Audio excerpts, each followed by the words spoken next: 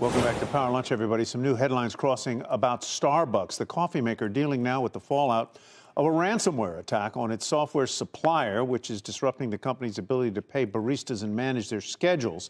Our next guest warns that ransomware attacks could get worse next year. David Kennedy, we welcome him back, founder and CEO of TrustedSec, an information security consulting firm. Ken Squire still with us. Mr. Kennedy, welcome. What do you make of this attack on a software supplier to Starbucks? This certainly fits with your thesis that we're going to see more and more ransomware attacks. Where are they coming from? Who are the likely perpetrators here, if you had to hazard a guess?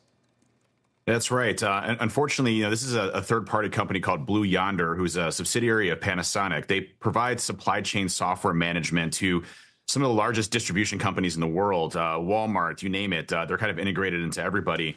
And they experienced a massive ransomware attack last week, and they're still down as of today.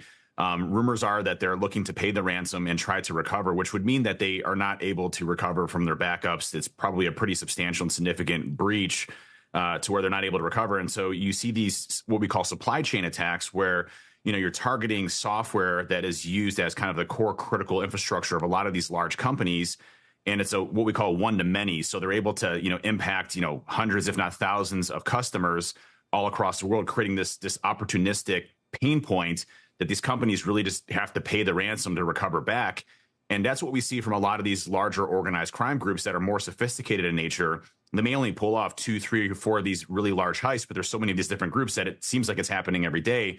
But they're going for the bigger targets. They're going for the larger organizations, the ones that can be a one-to-many supply chain attack that cause massive outages or issues with these big companies like Starbucks, so that they can get massive payouts. You acknowledge that many of these companies are going ahead and paying these ransom requests. As Ken points out, they are often paid in cryptocurrency.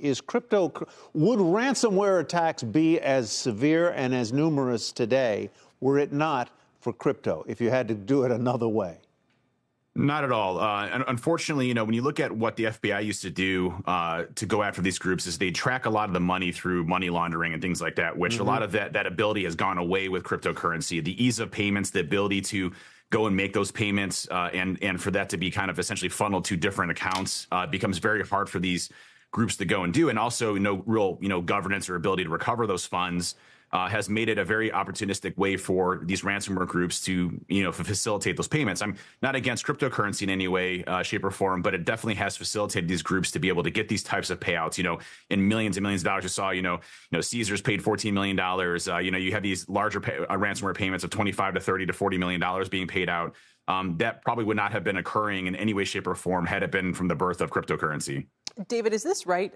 This was in the Wall Street Journal today, where Amazon's head of cybersecurity said they are identifying 750 million cyber attack attempts per day, up from 100 million just 6 months ago. What's behind that?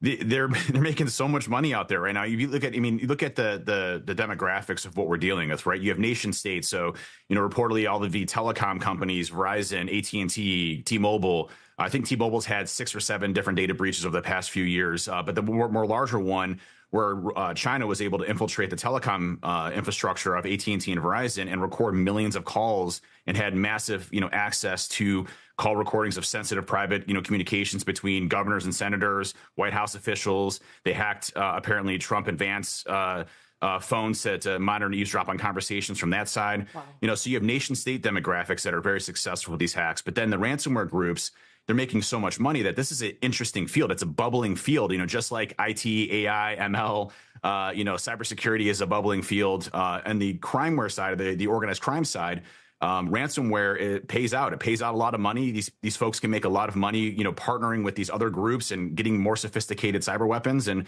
you see this type of elevation occurring all across the board, and there doesn't seem to be any slowness of it. And if you knock out 1 or 2 of these groups, 5 more come in their place. And so it's a really massive problem we're dealing with in the cybersecurity front today.